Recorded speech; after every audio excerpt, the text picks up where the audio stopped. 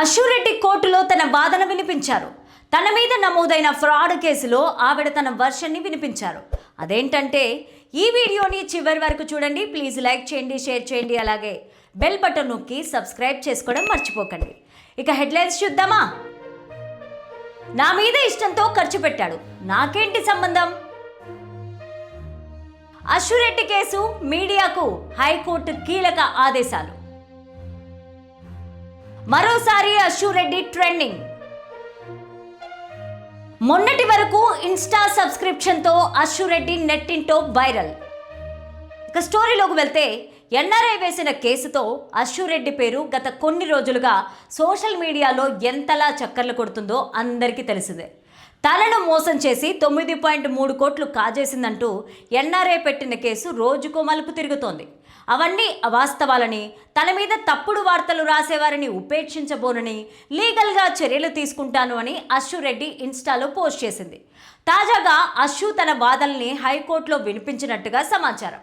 ఇద్దరి మధ్య పెళ్లికి కానీ ఈ లెక్కలకు కానీ సంబంధించిన రాతపూర్వక అగ్రిమెంట్లు ఎలాంటివి లేవని, ఆయన ఇష్టపూర్వకంగానే ఆ ఖర్చులన్నీ చేశారని అశ్వరెడ్డి తన వాదనని వినిపించినట్టుగా తెలుస్తోంది.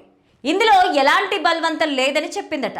తనను తన కుటుంబాన్ని పెళ్లికి ఒప్పించే క్రమంలోనే తన కుటుంబాన్ని మచ్చిక చేసుకునేందుకే అవన్నీ ఖర్చు పెట్టాడని అశ్వరెడ్డి పేర్కొన్నారట. అతను తన వ్యక్తిగత నిర్ణయం మేరకే చేసిన ఖర్చులకు తాను ఎలాంటి బాధ్యత వహించబోదని, తనకు వాటితో సంబంధం లేదని అశ్వరెడ్డి చెప్పుకొచ్చిందట. సిసిఎస్ పోలీసులు తనపైన నమోదు చేసిన ఎఫ్ఐఆర్లో ఎలాంటి వాస్తవాలు లేవని, అందుకే ఆ కేసుని కొట్టేయాలని కోర్టులో ఆమె అభ్యర్థించినట్టు సమాచారం. ఈ కేసుని అశ్వు వాదనలని విన్న కోర్టు ఈ కేసులోని లోటుపాట్లను పరిశీలించేందుకు సిద్ధమైంది. అశ్వరెడ్డి దాఖలు చేసిన క్వాష్ పిటిషన్ పైన పూర్తి వివరాల్ని సమర్పించాల్సిందిగా తెలంగాణ ప్రభుత్వ కౌన్సిల్ను న్యాయస్థానం ఆదేశించింది. ఈ కేసులో మున్ముందు ఎలాంటి వాదనలు వినాల్సి వస్తుందో, చివరకు న్యాయస్థానం ఎవరి వైపు ఉంటుందో, తీర్పు ఎలా వస్తుందో చూడాలి. మొత్తానికి ఈ వ్యవహారంతో అశ్వరెడ్డి మరోసారి ట్రెండింగ్లోకి వచ్చింది. మొన్నటి వరకు ఇన్స్టా సబ్స్క్రిప్షన్తో అశ్వరెడ్డి నెట్టింటో వైరల్ అయిన సంగతి తెలిసిందే. ఇక ఇప్పుడు ఇలా ఈ కేసుతో మరోసారి ట్రెండ్ అవుతోంది. నటిగా సుపరిచితురాలైన అశ్వరెడ్డికి సంబంధించి హైదరాబాద్ సిసిఎస్లో ఒక ఫిర్యాదు రావడం, దానిని పోలీసులు కేసు కట్టడం తెలిసిందే. హైదరాబాద్కు చెందిన ఎన్ఆర్ఐ ధర్మేంద్రను పెళ్లి చేసుకుంటానని చెప్పి మోసం చేసినట్లుగా ఆమెపైన ఆరోపణలు ఉన్నాయి. ఈ కేసుకు సంబంధించి ఆమె తాజాగా తెలంగాణ హైకోర్టును ఆశ్రయించారు. ఈ నేపథ్యంలోనే తెలంగాణ హైకోర్టు మీడియాకు, కంటెంట్ క్రియేటర్లు, యూట్యూబర్లకు కీలక ఆదేశాలు జారీ చేశారు. అశ్వరెడ్డి గురించి అవమానకరంగా అవాస్తవ కథనాలు ప్రసారం చేయొద్దని హైకోర్టు మధ్యంతర ఉత్తర్వులు జారీ చేసింది. అంతేకాకుండా ఆమె పరువు నష్టం కలిగించే అంశాల్ని ప్రచురించవద్దని కోర్టు స్పష్టం చేసింది. మీడియా సంస్థలు, కంటెంట్ క్రియేటర్లు సోషల్ మీడియాలో ఆమెకు వ్యతిరేకంగా, ఆమెను అవమానించేలాగా వ్యాఖ్యలు, పోస్టులు పెట్టొద్దని స్పష్టం చేసింది.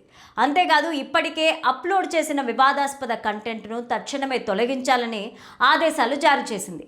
ఒకవేళ తమ ఆదేశాల్ని ఉల్లంఘించిన వారిపై చట్టపరమైన చర్యలు ఉంటాయని హైకోర్టు స్పష్టం చేసింది. హైకోర్టు ఆదేశాల గురించి తాజాగా నటి అశ్వరెడ్డి సోషల్ మీడియాలో ఒక పోస్టు పెట్టారు. కోర్టు ఆదేశాల్ని గౌరవించాలని తాను కోరుతున్నట్టు పేర్కొన్నారు. తన ప్రైవసీకి భంగం వాటిల్లేలా మీడియా వ్యవహరించొద్దని, ప్రస్తుతం తనపైన వచ్చిన ఆరోపణలకు సంబంధించిన అంశం కోర్టు పరిధిలో ఉందన్న విషయాన్ని ప్రస్తావించారు. తన మీద పెట్టిన అసభ్యకర పోస్టులను తొలగించాలని కోరారు. కొత్తవి పబ్లిష్ చేయొద్దన్న ఆమె తనకు మద్దతు ఇస్తున్న వారికి ధన్యవాదాలని, అదే సమయంలో నిబంధనల్ని పాటించని వారిపై చట్టపరమైన చర్యలుంటాయని పేర్కొంటూ పెట్టిన పోస్ట్ ఇప్పుడు వైరల్గా మారింది.